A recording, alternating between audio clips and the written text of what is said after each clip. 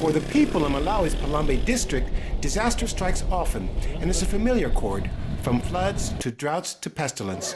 Until now, the response for a population already mired in poverty has mostly been to cope.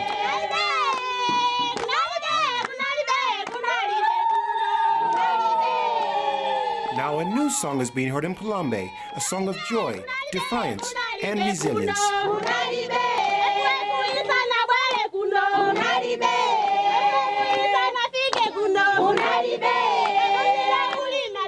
In Phalombe, 4 UN agencies, with FAO taking the lead, joined by WFP, UNICEF, and UNDP, working together as one UN in support of the Malawi government to prepare those living in disaster-prone areas against the impact of climate change, to take control through resilience. Resilience is very important in this particular case, in that farmers would be able to redevelop their livelihoods. Farmers like Fanny Mazera, whose crops were ruined by the floods.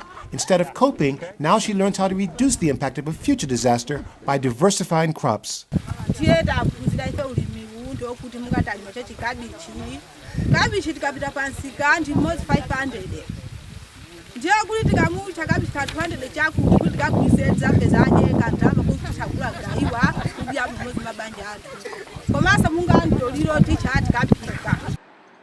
The Malawi government already promoting resilience through programs like social cash transfers, the Farm Input Subsidy Program, and public works programs. What we want to do in Phalombe is to work in these two traditional authorities and bring all the stakeholders together so that we work as one. And then we develop with plans at village level, what we call village development plans. And then we implement this resilience program as one. But now a strategy for the UN agencies to coordinate all resilience activities through village action plans in 17 villages. From these action plans, it is expected that the different UN agencies that are supporting this particular project will come up with now specific interventions that they would be working on. FAO promoting better farming practices. This training field, part of an action plan to change the lives of people like Wikinezi Edward. Kumbuyo kuti makonda kulima ngati chimanga chokha chinangwa ndi kubwera mipiru patali koma panopo taona kuti ubwino kuphunzira ku sukulu kuno tikulima ngati zoyitanisa makubi ngati tomato, adio, kabichi, kumaso kubwera mpiru patali. UNICEF promoting nutrition through improved crop production. WFP promoting food for assets so that public works like roads are improved.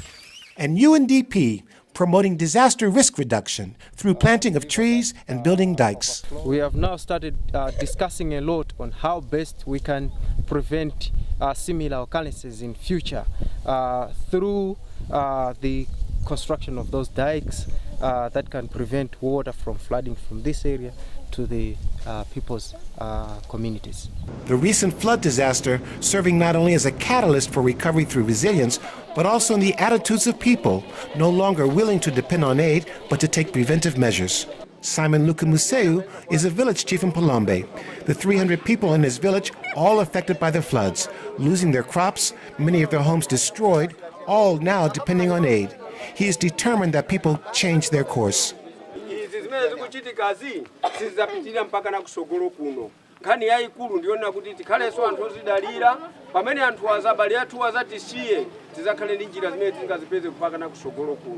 The latest disaster in Phalombe now being seized as a catalyst for change through resilience. We are talking of trying to make people able to fend for themselves in whatever circumstance. The lessons of the Resilience Project can become a strategy for Malawi to follow. There's a need to respond differently. There's a need to respond in a manner that builds this resilience over time. And in that sense, the Phalombe pilot is bringing together a lot of lessons learned, we hope, that will help inform and contribute to a bigger discussion about a resilient Malawi. In Phalombe, resilience is beginning to take root. People working to reclaim their livelihoods and to also improve the quality of their lives.